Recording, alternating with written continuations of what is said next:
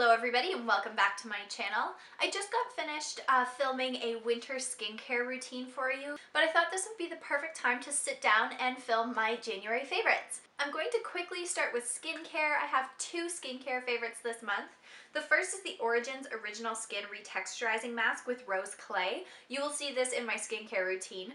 What I love about this is it's great because it draws out impurities, but it also exfoliates and gets that layer of dead skin off of your face.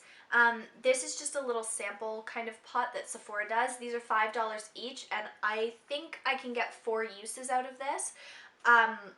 However, they do have the full-size squeezy tube for $30 if that interests you. My other skincare favorite is the Vitamin E Nourishing Night Cream from The Body Shop. I love this. It's a really, really intense hydration, so I only wear this when I go to bed, but it has kept my skin looking really nice, fresh, glowing, and definitely hydrated. I don't have to worry about dry patches with this, so definitely been loving this, and it has really saved my skin this month. Now on to makeup, which is going to make up the largest part of this favorites video. I have been loving some really great products this month. The first two are foundations, and it's the CoverGirl Ready Set Gorgeous Fresh Complexion Foundation and the Maybelline Fit Me Shine Free and Balance Stick Foundation. I love these for completely different reasons. This one is slightly too dark for me, I will say that. This is the shade 110. I apply this with a Miracle Complexion Sponge, and damp, this goes on flawlessly. My skin looks so natural, but so even. It just makes my complexion look really, really nice, just like the name would suggest. As for the stick foundation, this one is a little bit more dry in formula, so you definitely want to make sure you don't have any dry patches on your skin because this will emphasize those. However, it has a really nice kind of light to medium buildable coverage. It goes on really nicely because you just kind of draw on your face. And the color match is perfect for me. I wear 115 Ivory. This one I definitely recommend you use a damp sponge to blend. It just blends much nicer than it does with a brush. If you have kind of more oily skin, I think this would be better for you. If you have very dry skin, definitely avoid it. But I tend to be more normal to combo, and when my skin is like in perfect condition, this is my favorite foundation. Now, I've been loving a blush this month, and it's the Wet n Wild blush in Pearlescent Pink. I have owned this before. I think this is the second one that I've bought because the other one smashed. But this is a gorgeous pink. It's really shimmery. It's a pretty good dupe for NARS's Orgasm, actually. And if you can see that, it's just a very intense shimmery pink. The shimmer is gold, as a dupe for Orgasm would be. And it blends out really nicely. It's super pigmented and it lasts all day. I don't know if you can see that. I'll kind of blend it out on my hand there. You just need the tiniest little bit of this to really just add a nice flush to your cheeks, and it looks stunning. And this is super cheap. It's only $3, I think, so I would highly recommend this one. And if this isn't your color, check out the other shades that they have because they're all very similar in pigmentation, wear, and quality. I'm going to talk about a concealer next, and this is something that might shock you all because I've said on several occasions that I just don't really like this concealer. And this January I have done a complete 180 and totally changed my opinion on this, which is proof that sometimes your opinions of products change as your skin changes. And this is the Maybelline Instant Age Rewind Dark Circle Eraser.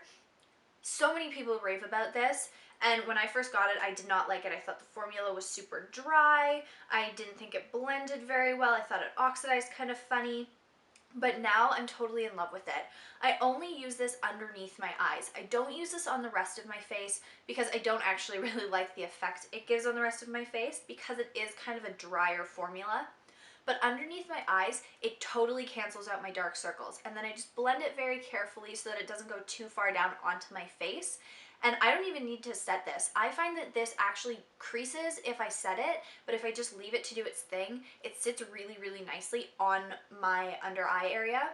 and this has been my savior because I have not been sleeping and my dark circles are out of control. So I just pop a little bit of this on, blend it out nicely, and I'm good to go. I look like I've slept, and that's exactly what I want from a concealer. So if you have dark circles, I would highly recommend this. Maybe not for the rest of your face, but for dark circles, this is thebomb.com.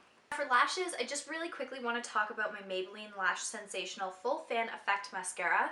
This is phenomenal, and I would just like to mention that I've gotten my friend Kelly onto this bandwagon. She Snapchatted me to tell me that she bought it. It really does just volumize my lashes, make them look so long and thick and wonderful. I just think it's a great mascara. 3 more favorites now, and they're all lip favorites. The first is the Fresh Sugar lip treatment. This just happens to be the regular lip treatment that is clear, but I have a whole bunch of these in various colors. The only color I don't like is Fig, and it's just not for me. I love how hydrating they are, and that is exactly what I need on my dry, chapped winter lips. And then I've been loving this lipstick from Maybelline. It's in the shade Crazy for Coffee, just one of their regular Color Sensational, I think they're called. This is a really, really nice kind of brown shade, but it's got just enough pink in it that it's super, super flattering on my pale skin. Although I have noticed that darker browns do look nice on me. This has been kind of my go-to nude brown shade in January. I bought this in a haul, which you would have seen, and I've really been loving it. I think the Maybelline Color Sensational lipsticks are fantastic, and I highly recommend them to anyone who's looking for a really good drugstore lipstick. And then to pair with that, I've actually got a lip liner, and this one is from Rimmel, and it's their Lasting Finish lip liner in the shade Coffee Bean. Again, I've been really into kind of more brown lips. You would have seen that in a haul and in a tutorial this month. And just in general, I think that the brown lips trend is something that I can really get behind. This lip liner in particular is just a really nice coffee brown shade. And I like wearing this with this lipstick to add a little bit more brown to it. Or I have a dark lipstick from Revlon that on its own I don't really like. I don't think it's that good. But layered on top of a full lip of this, it looks really, really good. Alright, so just 2 more little favorites to talk about. One's a TV show and one is an album.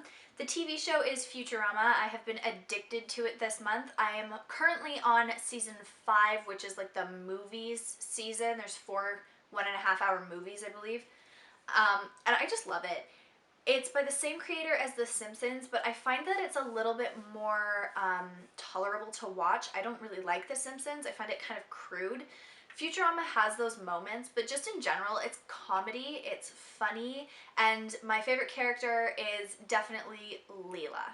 And then for an album, Death of a Bachelor dropped this month, the new Panic at the Disco album. So Death of a Bachelor dropped in January, and I have been listening to it non-stop. I think it's a phenomenal album. I did a whole live tweet listening party on my Twitter, which I'm sure annoyed most of my friends, but I highly, highly recommend this album for anyone who's looking for something that's Panic at the Disco, but a little bit more modern, I guess. I know their older stuff when I was younger was perfect because it was kind of thrashy and angsty and just everything I needed as my 13-year-old self.